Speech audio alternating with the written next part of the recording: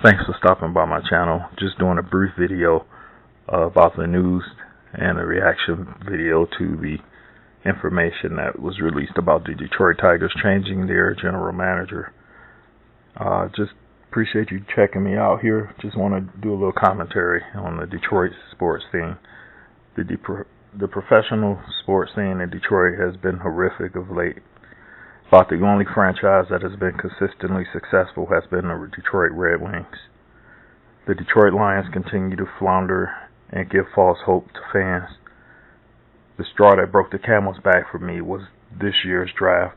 Failure to draft a quarterback and drafting a hobbled wide receiver instead of addressing the running back position. No hate on that draft pick, but that's just not something that I believe you should do when your fans are screaming out for you to make a change with the organization in a positive direction. And kudos for them drafting Aiden Hutchinson from our own backyard, but we could have followed that up by drafting Kenneth Walker III from Michigan State University to solidify our backfield. And like I said, no knock on Williams, but Detroit Lions fans have been patient too long for the franchise to take gambles. I still also say we should have brought Baker Mayfield to Detroit. He is far better than what we have in my sight. We'll have to see what the overhaul Troy Weaver did with the Detroit Pistons results in. He made a lot of interesting moves. A lot of moves he made put a big smile on my face. Just have to see how that pans out. But like I said, this is my reaction to the Detroit Tigers' recent news about the letting go of the general manager. And I just want to say, about time. The Detroit Tigers used to be one of the top Major League Baseball franchises. From the Bless You Boys days to the 2012 World Series versus the San Francisco Giants, the Detroit Tigers were a force to be reckoned with in the American League. With 4 World Series championships under their belt, 11 American League pennants, and 4 American League Central Division championships, this franchise was once in the upper echelon of Major League Baseball with the New York Yankees, Boston Red Sox, and Los Angeles Dodgers. Somehow, over the past few years, we managed to fall into obscurity in the majors recently, so the news of replacing the general manager is welcome with open arms. Hopefully we can get things back the way they were when we had Sparky Anderson at the helm, and get us back into at least into competition. So these are some candidates I believe can right the ship and get us back on track to American League domination again. So first on my list, I have Dr. Paul Polinski. Paul Polinski is the leader of the Colorado State University, Pueblo, leader of their athletic department. I'll just read a little bit of information about him. Dr. Paul Polinski is entering his 4th year as leader of PAC Athletics and 17th year as a collegiate director of athletics. On October the 1st, 2021, Polinski was named Vice President for Athletics and Strategic Partnerships by President Timothy Mottet. Since his arrival, Dr. Polinski has made an immediate impact on the CSU Pueblo Athletics Department, CSU Pueblo, and the Pueblo community.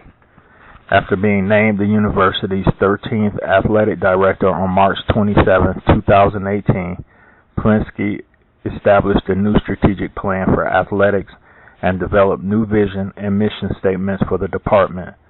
He didn't do this alone, as he collaborated with the coaches and staff within the department and key members of the campus and Pueblo communities. As a result, the department established its new tagline, Developing Champions.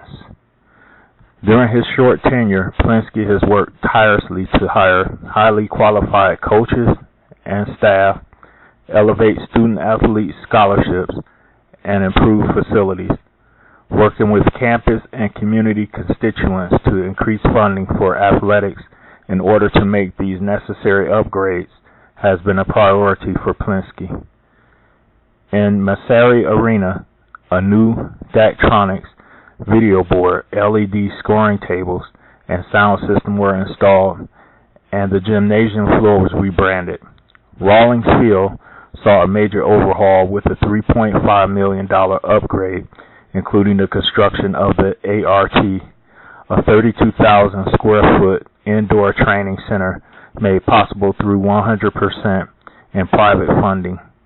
The CSU Pueblo Thunder Bowl was also renovated with a new track and field surfacing, a project that cost $1.1 million. Polinski also helped secure a new 55-passenger bus and 2 new 37-passenger buses for athletic team travel, while also refurbishing the 2 older buses in the fleet.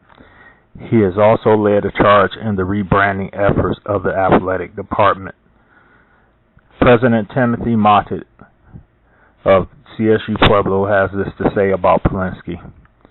He is nationally recognized as a leader in D2 and D3 athletics who bridges athletic and academic cultures into a singular university culture of excellence. He has enhanced the athletic profile of each university where he has had the opportunity to lead, Mottet said. From 2013 to 2018, Polinski was the director of athletics at Nebraska Kearney, a 17-sport NCAA Division II program with 55 coaches and staff and 435 student-athletes. From 2004 to 2013, he led the Department of Athletics. Polinski was inducted... From 2004 to 2013, he led the Department of Athletics at the University of Wisconsin-Whitewater, an NCAA Division III program serving 650 student-athletes. Polinski was inducted into the University of Wisconsin-Whitewater Athletics Hall of Fame class of 2021. He also served as Associate Director of Athletics at the University of Wisconsin Lacrosse for 5 years. In his more than 17 years managing collegiate athletics, Polinski has a record of enhancing student-athletes' academic success through increased GPAs and improved graduation rates, as well as attracting, developing, and retaining award-winning coaches. As athletic director, he has experienced 9 team national championships, 9 national runner-up finishes, 14 National Coach of the Year honors, and 42 Conference Coach of the Year honors. In addition, Polinski has shown the ability to increase corporate sponsorship and partnerships, as well as increased attendance by enhancing spectator engagement and fan experiences. At CSU Pueblo, Nebraska Kearney, and Wisconsin Whitewater, he raised more than $37 million in private donations, corporate sponsorships, and grants in order to support his initiatives. And that's a little bit about Dr. Paul Polinski. That's from CSU Pueblo. It looks like, to me, he has all the qualifications that are needed to become the next general manager of the Detroit Tigers. I like what I see a lot in him and what he's done at the colleges that he has been in, and I believe that that would translate over into the professional ranks as well. Moving on, next one is a former player, Andres Galarraga, former member of the Colorado Rockies and several other baseball teams. He's known as the Big Cat. Read a little bit about him from Analytica. Andres Jose Galarraga was known as the Big Cat, or El Gran Gato, during his 19-year Major League Baseball career, a career in which he became the Colorado Rockies' first big star. He looked like a slugger, but what made him so popular and helped secure his nickname was his quickness around the first base bag. Along the way, he helped establish the Rockies' tradition of great infield defense. Galarraga was the first of the Blake Street Bombers, and one of the key reasons the Rockies established a major league record for attendance during their first year, and by year 3 they were in the playoffs. As a quick turnaround, during his big league career, he hit 399 home runs, became a 5-time All-Star, 2-time Gold Glove winner, and 2-time Comeback Player of the Year. These excerpts are from SABR article by Brian Werner. So yes, just a brief little bit about Andres Galarraga. I think this would be a great opportunity for him as well to come in as a general manager for the Detroit Tigers. I mean, he was a well-loved player when he played. Moving on, this is one of my favorites here is Tony Ensor. Read a little bit about him. He's currently with the Amarillo Sod Poodles, which is a AA affiliate of the Arizona Diamondbacks. So I'm going to read a little bit about him. The 2022 season for Tony Ensor will mark his 4th year as president and general manager of the Arizona Diamondbacks AA affiliate, the Amarillo Sod Poodles, and brings with him over 30 years of success in the game of baseball.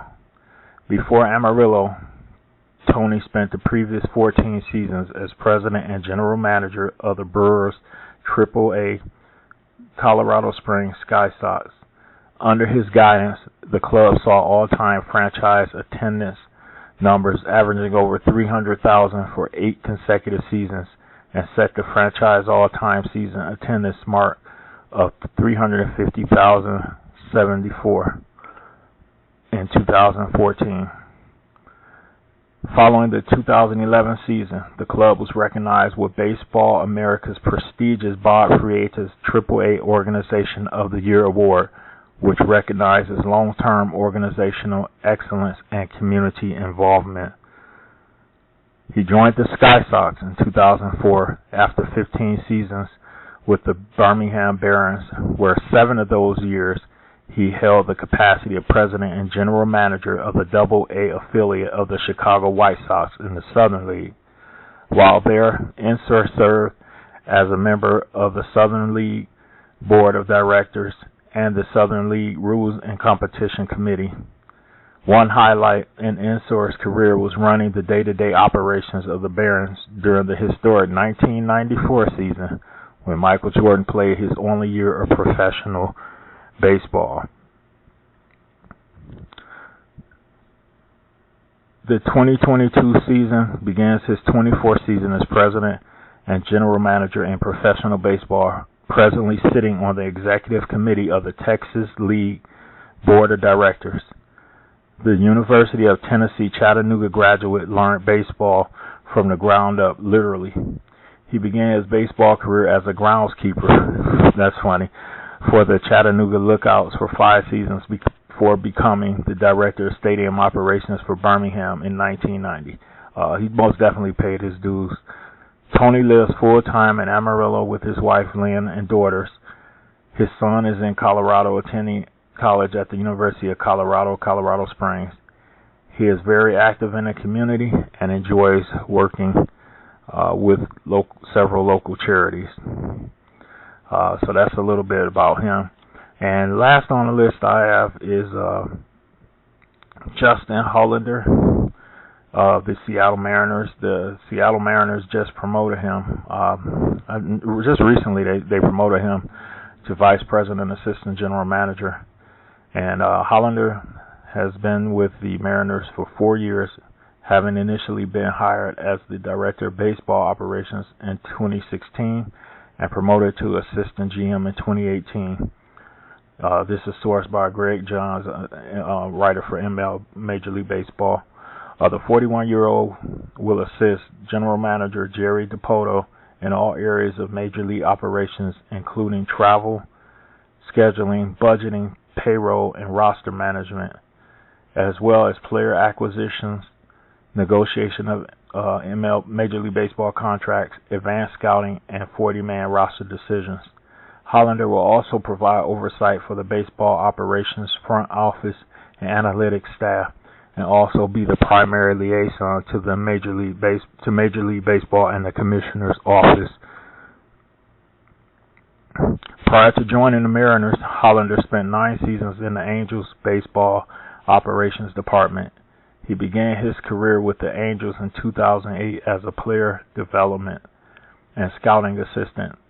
then was promoted to Director of Baseball Operations in 2012 and to Director of Player Personnel in 2016.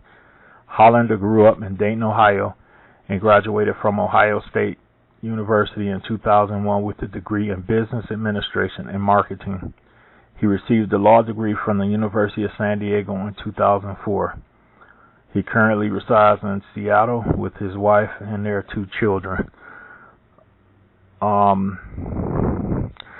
So those are 3 candidates that I picked as far as a replacement for the general manager position of the Detroit Tigers. All these guys look great to me, especially Hollander, Polinski, and Tony Ensor.